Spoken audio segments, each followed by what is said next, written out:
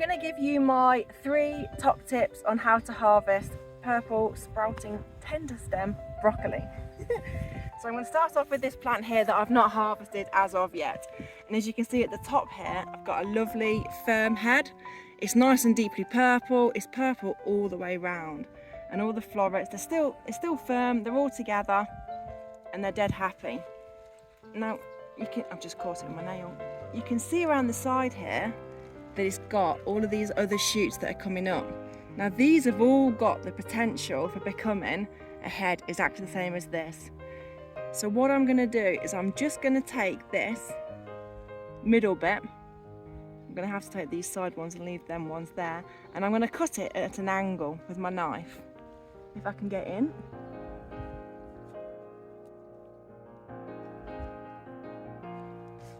And by cutting it at an angle, it means that when it rains, the water will run straight off and that it won't get rotted. So my second tip is to leave all of these and keep an eye on them so that they're all going to grow and they will one day turn into this. I'm now going to show you one that I've already harvested maybe a week or 2 ago, and you can see in here where I'd already cut it at an angle so the plant stayed healthy, and now these side shoots, these are out now all ready to harvest.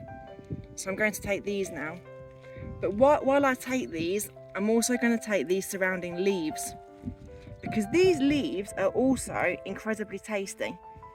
And you can process these the same as perhaps what you would a cabbage leaf, or what you perhaps would kale, that kind of thing. And they cook up beautifully and they taste equally as fantastic. Now this one here has got another shoot coming up. I don't know whether you can just about see inside this leaf here. So I'm going to stick to the exact same process. I'm going to cut this one off at an angle. And this little fella here, because we're still fairly early in the season, he's still got a chance to go. Same with this one. This one's got 2 coming in at the sides. So I'm going to cut this at an angle. And that gives them another chance to go.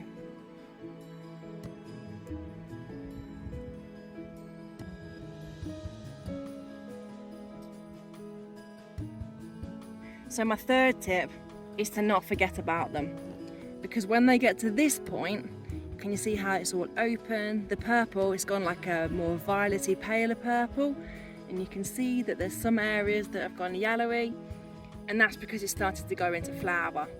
So unless you particularly want it to go into flower so that you can collect the seeds to be able to plant it again next year, harvest it before it gets to this point. And now I am still going to harvest it because it still does have little babies that have still got a chance to grow. And we'll eat this. It won't be the best for preserving. You can't freeze this really. Still edible. But we're actually probably going to feed it to the chickens and the pigs. But yeah, saving all the babies.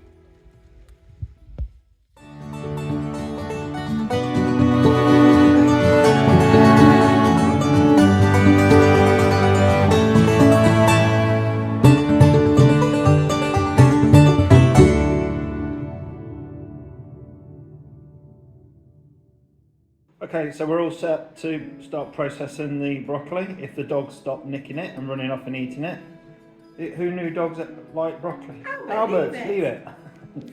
So, what we're doing, we are selecting the best broccoli into the colander. The colander will go into the pot of boiling water for 20 seconds and then out of the boiling water into the ice water to stop it cooking, and then from there we'll drop it into a plastic bag and throw it in the freezer. So that's the plan. Good luck everybody. Okay, 20 seconds into the boiling slightly salted water. Go.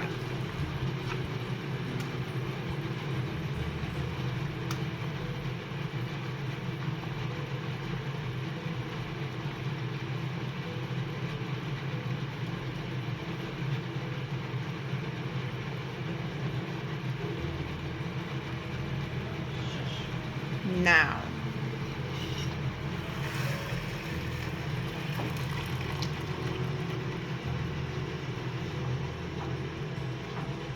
and then into the cold water to stop the cooking process, I believe this is for.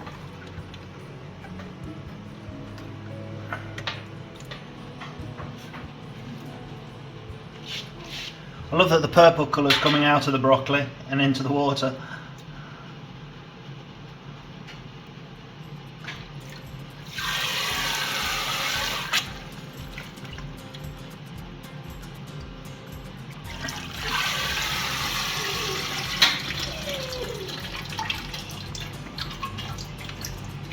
Okay, then into another colander, just so it can drain off for a minute.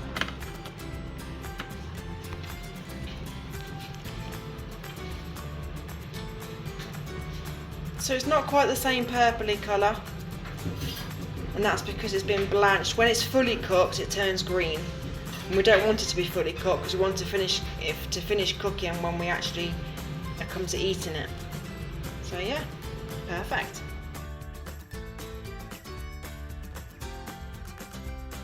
So we filmed that about a week ago, and as you can see the weather's turned quite a bit since then. But I wanted to show you what I meant about the stems coming out.